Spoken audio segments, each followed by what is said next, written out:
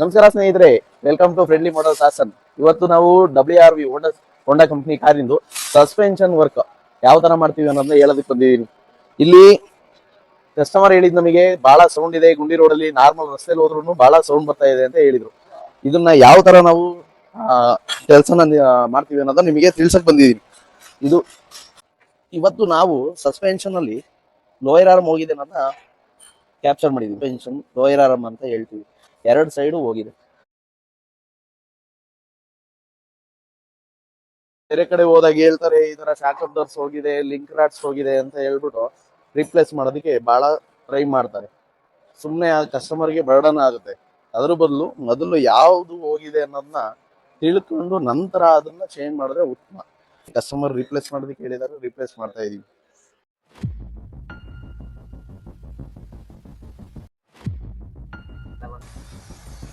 ಈ ಕಸ್ಟಮರ್ನೇ ಒಂದ್ಸಲ ಟ್ರಯಲ್ ಹೋಗಿ ಬನ್ನಿ ಅಂತ ಹೇಳಿ ಕಳಿಸ್ಕೊಡ್ತಾ ಇದ್ವಿ. ಯಾಕೆಂದ್ರೆ ಅವ್ರಗಳಿಗೆ ಸೌಂಡ್ ಗೊತ್ತಾಗ್ಬೇಕಲ್ಲ, ಸೌಂಡ್ ನಿಂತಿದೆಯೋ ಏನು.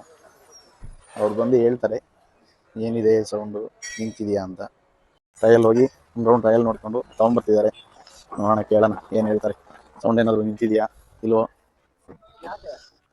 ಸೌಂಡ್ ನಿಂತದ ಸರ್? ಸರಿ ಇದೆಯಾ? ಎಲ್ಲ ಓಕೆನಾ? ಪರ್ಫೆಕ್ಷನ್ ಇದೆಯಾ? ಹೌದು.